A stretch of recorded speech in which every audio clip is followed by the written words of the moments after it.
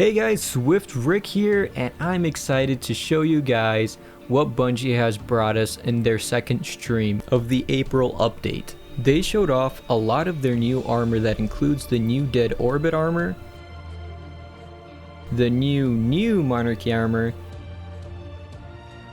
and the new Future War Cult armor.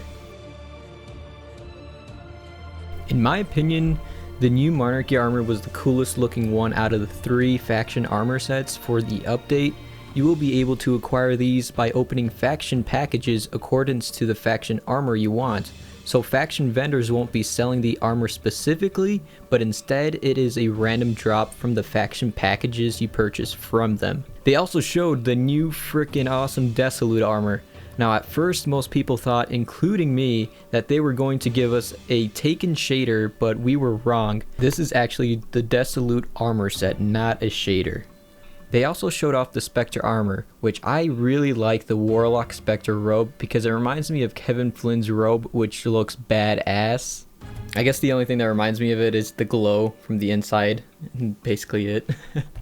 So you can acquire the Desolate and Spectre armor sets through opening Sterling Treasures. Sterling Treasures will be obtainable through obviously the Prison of Elders, but also other ways. Bungie said once a week the Postmaster will have one for you. There will also be some weekly Crucible activities that will reward a Sterling Treasure upon completing them, and I think Varix will also have something for you to do to acquire a Sterling Treasure once a week. That Sterling Treasure will not only drop armor, but also other items, including the new chroma colors, as well as the new reputation boosters,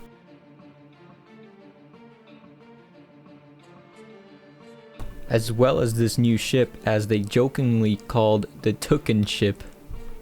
I think it looks pretty badass. Apparently it looks like the Volta Glass ship, but it's Taken. The Taken version. It's really cool. I like that. I want that.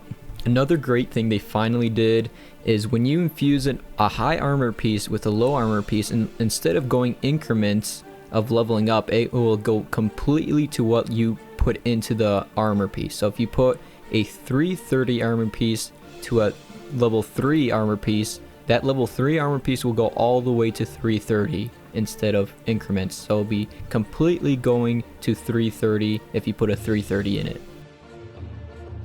So the cool thing about chroma colors and the chroma glow is every specific piece of armor can be a certain color as long as it's white, yellow, blue, or red. That's the 4 chroma colors they came out with so far. So each piece of armor can be a specific color you choose. And the cool thing is you can change the color for each piece of armor. Right below the chroma color there's a circle with that red X, which is basically the re-roll color.